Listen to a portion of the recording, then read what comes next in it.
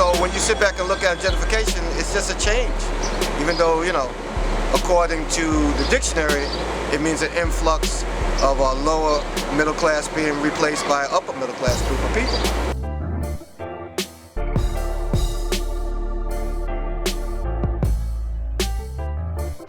What drew you to Bed-Stuy? Well, I worked in the 81st precinct, and then it became convenient for me. It was the only neighborhood I actually knew, so when I was going around making selections, I never thought of going to Bensonhurst or Queens or anywhere else. I stayed with my own, so to speak. I never thought of Williamsburg being a connection for me. Fort Greene was kind of like in a homestead in transition, but when I was growing up, you never wanted to go through Fort Greene. It was like hellhole. You see, it was very rampant, crazy. When in fact, when I used to get on the Myrtle Avenue L, I didn't get off to J Street, which was at the end because of it. So I guess me working here, I got to become, you know, comfortable with the area.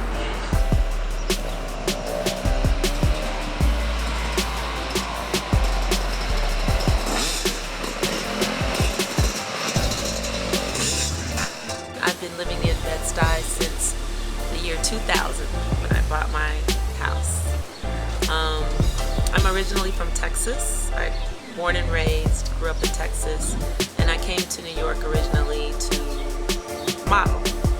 I became a professional model, and I lived in Harlem for a little while, and I liked Harlem. It was nice. And then I had the opportunity to move to Brooklyn. When I moved to Brooklyn, I originally moved to Clinton Hill. I absolutely fell in love with Clinton Hill, and eventually I decided I needed to buy. But by the time I began to look, the prices escalated and they basically doubled in less than a year in Clinton Hill. So someone said, start looking in Bed-Stuy. You know, you can get something in Bed-Stuy. So I came over to Bed-Stuy and I would drive up and down the blocks, and just drive up and down the blocks, and I began to bid on houses. I probably bid on 12 to 15 houses over the course of 6 or 7 months, and I was outbid. All in Stuyvesant Heights, really beautiful streets. And then I came upon this house that had been empty for 2 years. And I bid on the house and I got it, probably because no one else wanted it. It was a complete gut. But I bought it and it was mine, and I sat upon a year of renovation before I could move in, and I've been here ever since. My name is Okema T. I am a resident of Bedford Stuyvesant, Brooklyn. Have been for most of my life. The house that I presently own has actually been in my family for almost 70 years. My grandfather and my grandmother bought this house when my mom was small. And most of my neighbors, a good portion of my neighbors, I've actually known. I grew up with their kids. They knew my parents, and so on and so forth. My exact next door neighbor, her daughter and I, her daughter was my first best friend. We were about 2, and her daughter's father was my mother's science teacher. So like, we go way back. I grew up in this house with my grandparents and my mom. My mom and I lived on the 2nd floor. I was downstairs when I was little. Then we lived on the 2nd floor when I was a little bit older. My mom moved to the other side of Brooklyn. I stayed here with my grandparents. My grandparents actually separated for a little bit.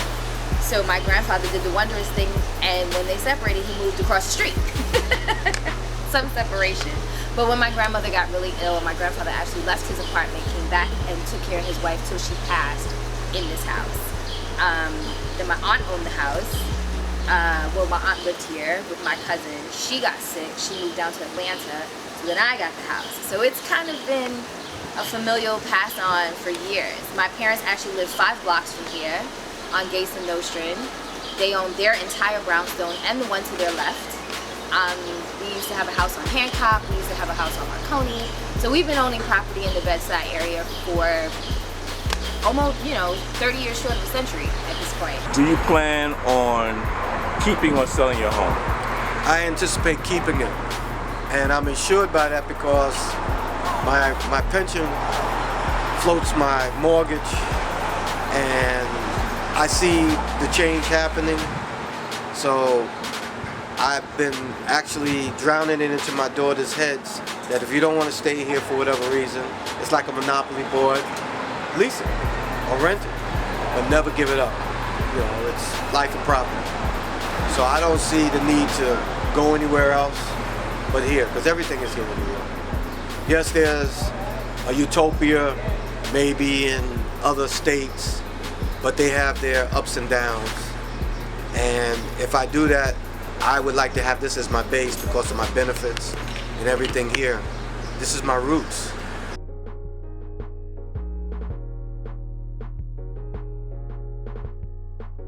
I'm currently going through a divorce, and so I may be actually forced to sell my house.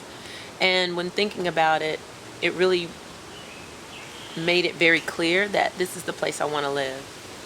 I don't want to sell. I don't want to move. I put my roots down here. I built this house. I love my home. I love my community and my neighbors, and I don't want to sell. I love Bed-Stuy. There's no other community I feel like Bed-Stuy. I love the neighborhood. I love the proximity to the city, to the airports, to the other neighborhoods in Brooklyn. And I love the feel of Brooklyn. Brooklyn has a flavor. Bed-Stuy has a flavor. It has its own way that it moves, unlike any place else. And I don't want to move. I have a son who's going to college, and one day I hope to leave him this legacy. I hope to be able to leave him something that he'll be able to have his family grow up in and keep and build familial wealth. Real estate is definitely, I think, the #1 way to build wealth, especially in New York City, and it's something that I want to pass on to him. When I first moved over here, there was a lot of abandoned buildings and empty lots, and you know, people had to go to the community board to keep up and see what was happening. And then that was the first homestead thing, and then now you have this gentrification that's taken over the remaining lots, and voila, it's just as powerful as on the other side of Bed-Stuy. See my taxes consistently going up. The house next door to me sold for about 2.1. So the comps on the block have changed tremendously, which means the taxes have changed. I felt that personally in 2015. But honestly, it's gonna max out. It's gonna max out. It's going to even out. I don't know if it'll be in 5 or 10, but it'll happen. And I think that people are noticing that a lot of people are getting priced out. Me personally, my grandfather made us promise not to rake people to live in this house. And so I think that what we charge for rent is very fair, more than fair, because most of the time when I tell people what it is, they're like, really? And we take care of it. We're not slumlords, you know what I mean? So I think that the consciousness of caring for the properties is very much a thing now. And I think that renting to your own, or being conscious to try to rent to your own, is the thing as well. But I'll be honest, the most problematic tenants I've had have been my own people. Late rent, bounce checks, screaming and hollering and fighting and carrying on. This is not a tenement, it's a house. It's a private house. There's a way you conduct yourself. Just being rude, disrespectful, not rent, you know, and it's not everyone. I'm not saying that every black person does this, but for me, in my particular instance, my most problematic tenants have been my own people.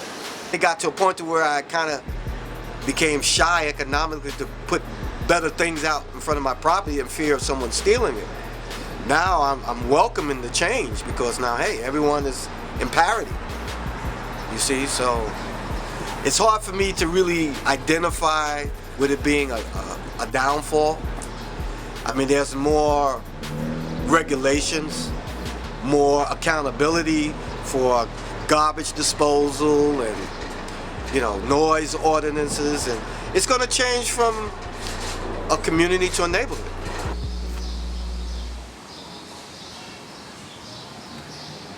I think that for a long time, Bed-Stuy was looked at in a negative connotation. I think that white people in other cultures were afraid to come here. But because of the different house tours and because of the prices escalating in the city, more people started to venture out. and pioneer into this area. And once they got here, they saw that the homes were beautiful, that the neighborhood was beautiful, that the people that live here are beautiful people that have jobs and are middle income or upper income. So I think they wanted to move here. And now that they've come, I think it's been, in a way, good. We have more amenities in the community, obviously, more things to do, more businesses opening. But at the same time, I'm not sure that those businesses are businesses that people of color are opening. I don't know that we have taken advantage of those opportunities, or if we've even had the resources to take advantage of those opportunities. And most of all, I think that the people that are coming into the community are not necessarily coming in to get in where they fit in, or to blend, or to learn, or to be a part of. I think they're coming here, especially the renters, they're coming here and they live here, but they want things to be the way they want them to be. So at 11 or 12 o'clock, when people are playing their music, now all of a sudden they're calling for noise complaints. Well, this is the neighborhood of people that like music, people that like to hang out, people that like to party. So you knew that when you moved here. And I'm not saying that things can't improve and that they won't improve in that way, but I think that there has to be a happy medium between the two. I think that people have to know how to come into a community and not try to take over take over a culture, you know, take over someone's flavor. Like, that's the whole reason that you move here. So if you move here, then be a part of that. Otherwise, stay in Park Slope, or stay in Brooklyn Heights, or stay in Manhattan. I think that people in Manhattan moved to Brooklyn, and now they're trying to make Brooklyn Manhattan. Let Brooklyn be Brooklyn. That's the whole point. Well, let's be real. It's no longer do or die Bed-Stuy, really. It's more Bed Bath & Beyond style, but that's fine. What hasn't changed about Bed-Stuy are the tree-lined streets. The fact that you can walk these streets and really forget sometimes that you're in the middle of a concrete jungle, because Bed-Stuy is full of greenery. I think that kind of, I mean, literally and figuratively, it breathes life into the space. You know, there's trees everywhere, there's actual grass in some places, there are gardens, there's, you know what I mean? And what else makes Bed-Stuy is just that Brooklyn pride. You know when somebody's from the Stuy, because they're gonna tell you. I've lived in Chicago, I'm from Texas, I lived in LA for a couple of months, I lived in South Africa. Yeah, I've lived quite a few places. Like, actually lived to really, you know, see the differences. But I love Brooklyn, I have to say. You know, if I had the opportunity to sell and move, I don't know where I'd move. I think I would want to stay here. Yeah. I think I want to stay here. I love it.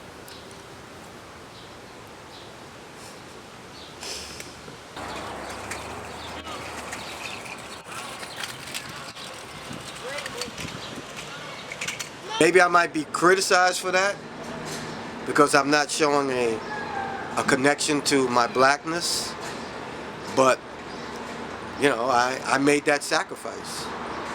And listen, I can't lose out because I need to identify with people who don't have the same equal considerations about life and property as I do.